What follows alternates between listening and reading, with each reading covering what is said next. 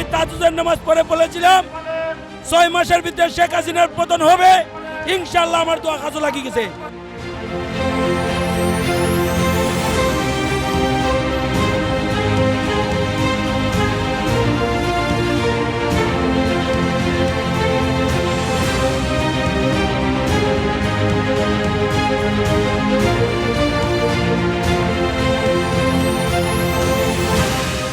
আমরা বিগত 17 বছর যাবৎ নির্যাতিত। আমার মেরুদণ্ড আড্ডি রেবে মাইরা আমার বাঁধছে। আমি আমার দেশ নায়ক তারেক জিয়ার কাছে দাবি, আপনারা তৃণমূল যারা রাজপথের সৈনিক, যারা রাজপথে আন্দোলন করেছে, সংগ্রাম করেছে, তাদেরকে মূল্যায়ন দেওয়া হবে, তাদেরকে প্রাধান্য দেওয়া হবে। 5 তারিখের পরে বাপে কইবে এমপি, পুতে কইবে এমপি। 5 তারিখের পরে আমরা 17 বছর নির্যাতিত হয়েছি।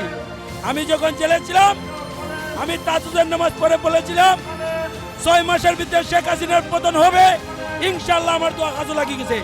আমরা মজলুম, কারাবন্দী যারা ছিলাম আমরা মজলুম, আমরা দোয়া কামে লাগিয়ে গেছে।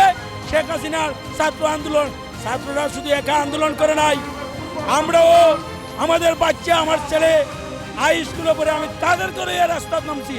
আমরা নির্যাতিত। আমার তারেক জিয়ার কাছে একটা অনুরোধ, যারা তৃণমূলে রাজপথে আন্দোলন সংগ্রাম করেছে তাদেরকে যেন মূল্যায়ন করা হয়। 5 তারিখের পরে যারা আসছে তাদেরকে যেন পিছিয়ে দেওয়া হয়।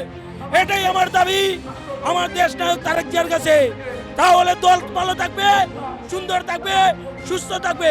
টাকার বিনিময়ে কমিটি দিবেন না।